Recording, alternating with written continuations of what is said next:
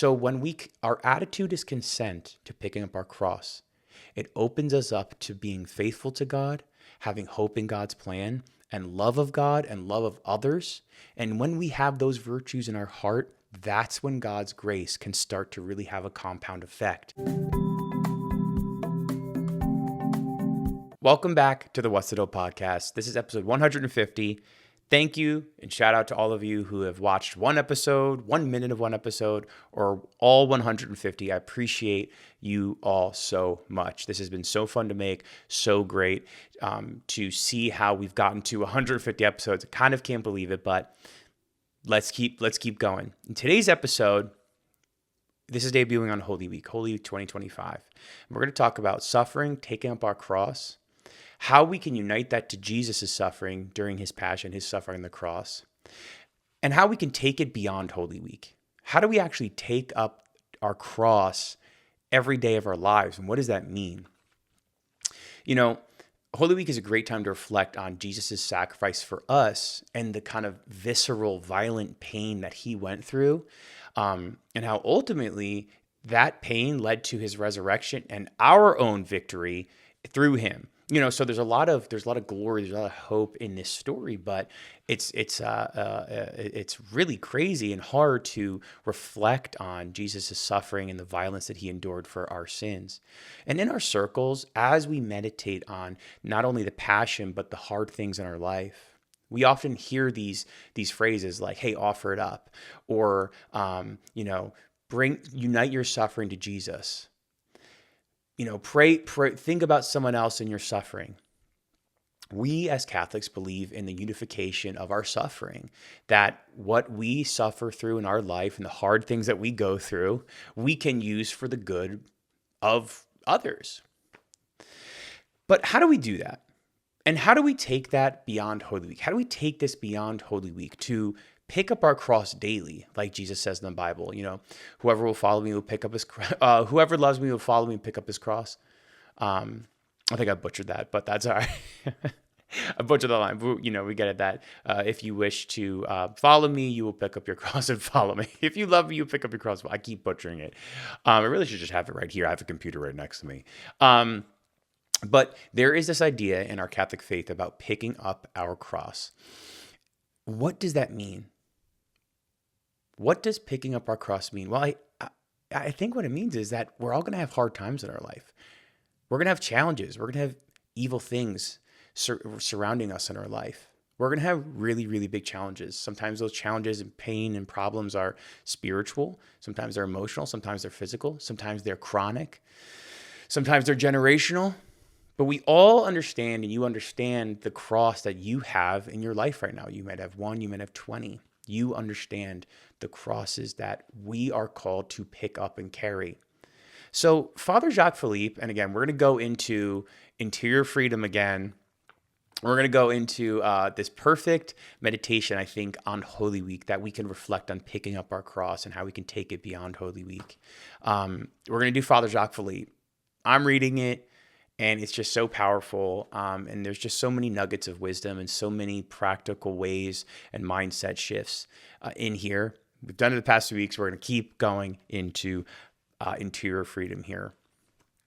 And Father Jacques Philippe kind of talks about these 3 levels of our attitudes, 3 perspectives, 3 point of views in this taking up of our cross.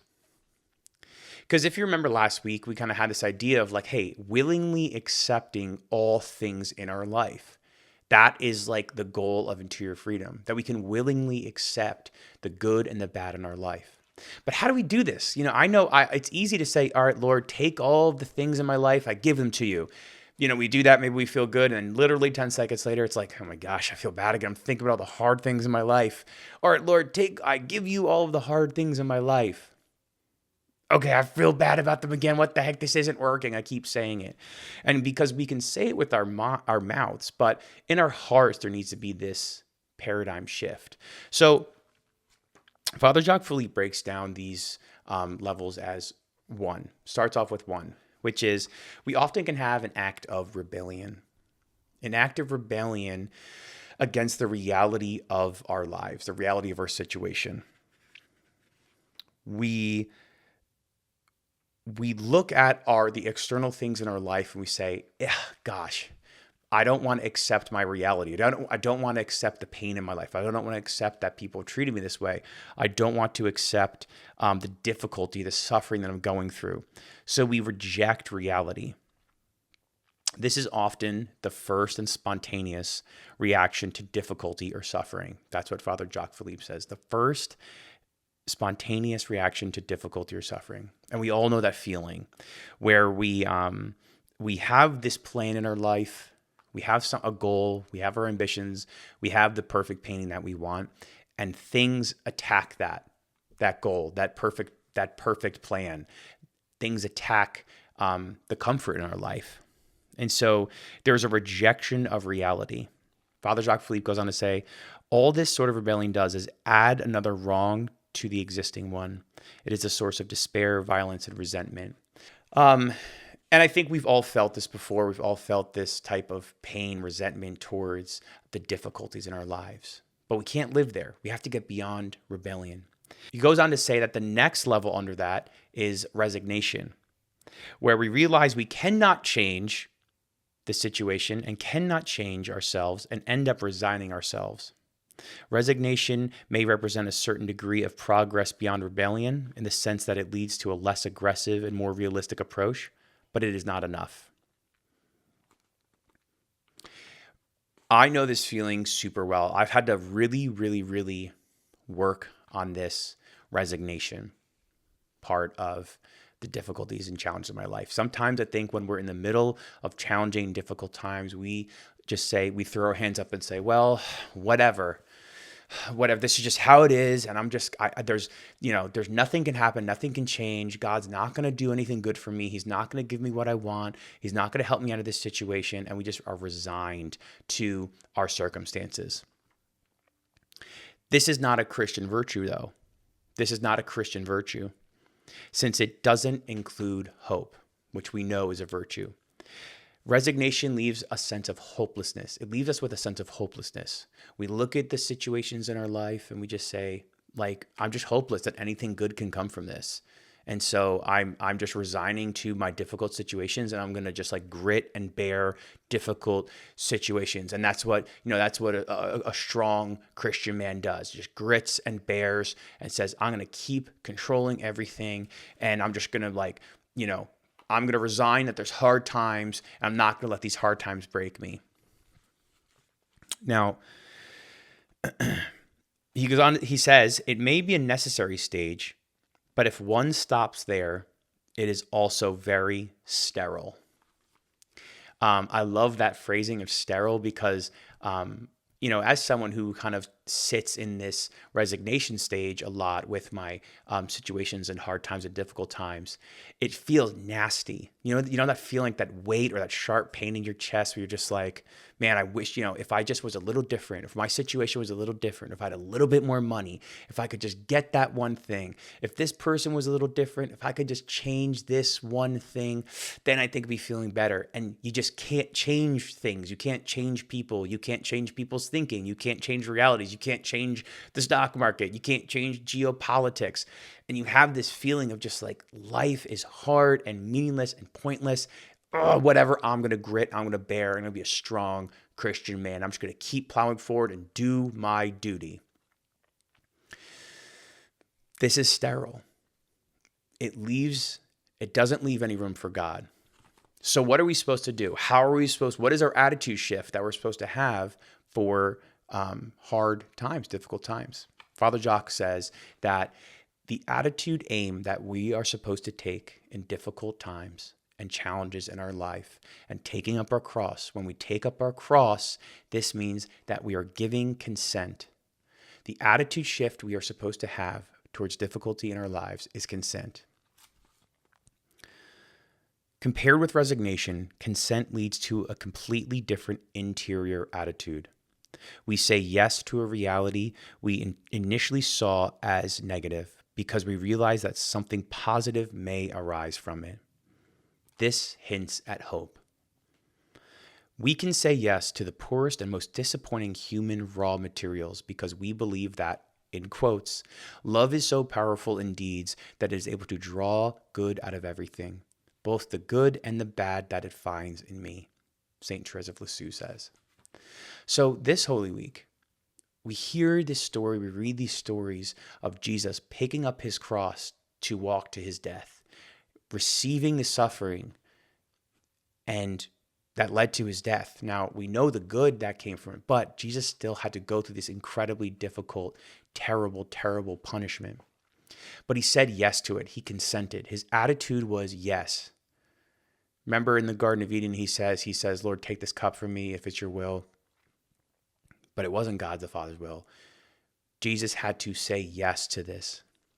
So as we reflect this Holy Week on Jesus' suffering, we can look to our own lives and think of the hard, difficult, challenging things that we have. Anything.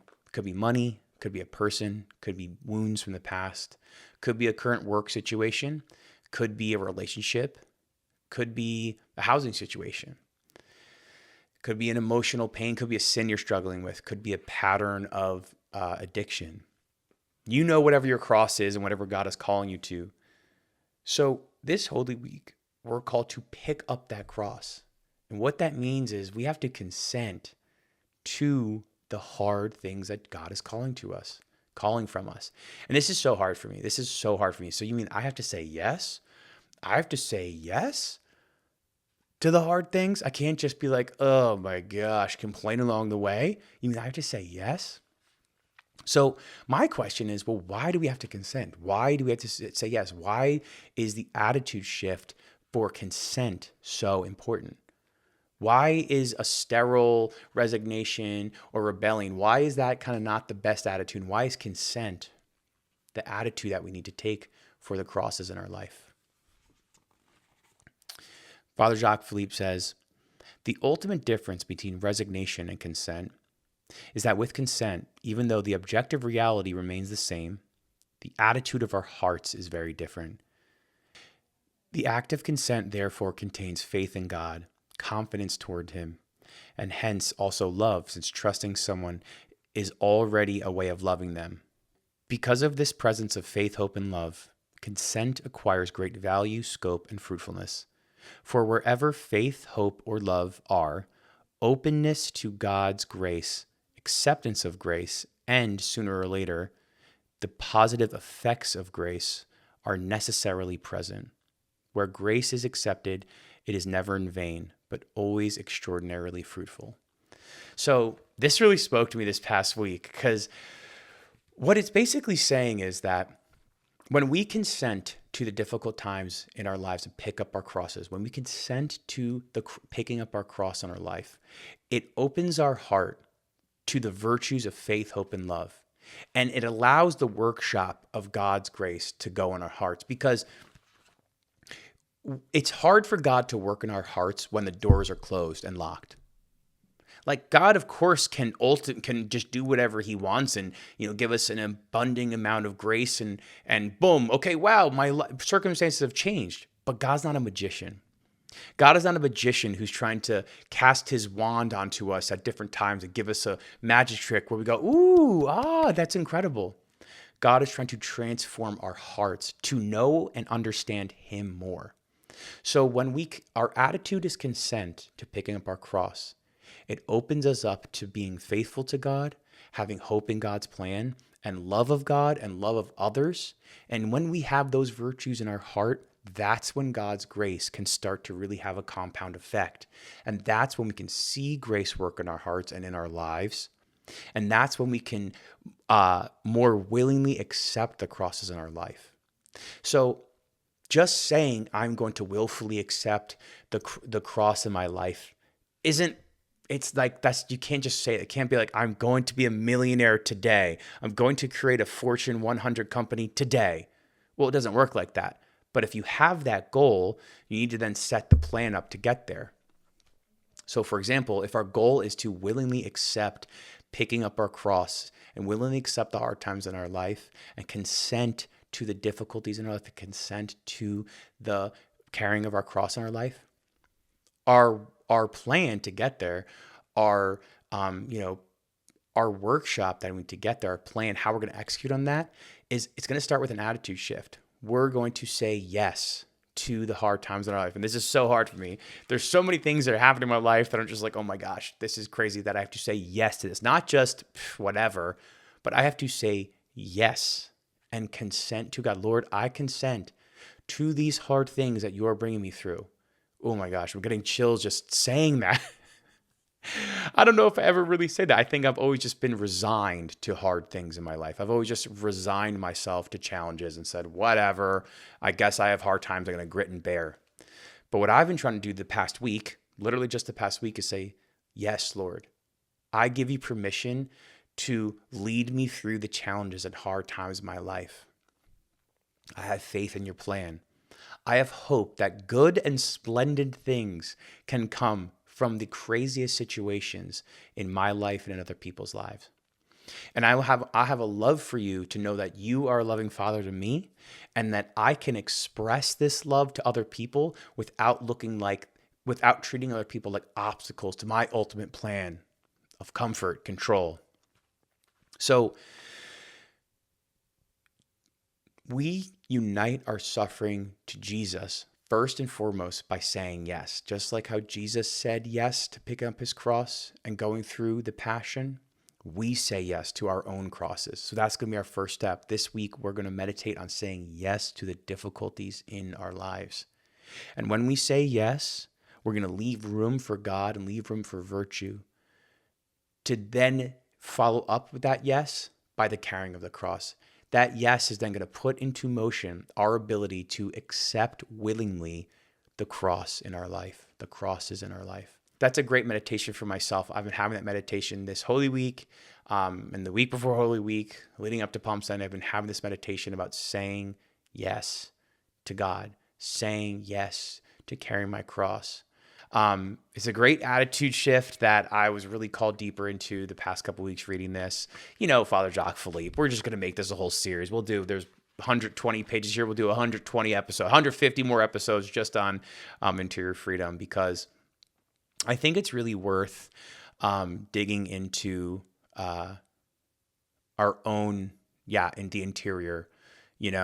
We know that this life can really beat us down, and we kind of hold back on the interior. But we're gonna get free. We're gonna do it together. But we're gonna get free. I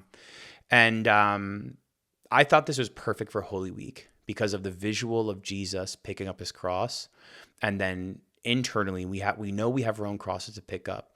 And if we can say yes this week, we're going to set ourselves up for God's grace to work in our lives even more. So that's kind of my own personal challenge I'm going to take this week, to saying yes to the crosses that God has given me.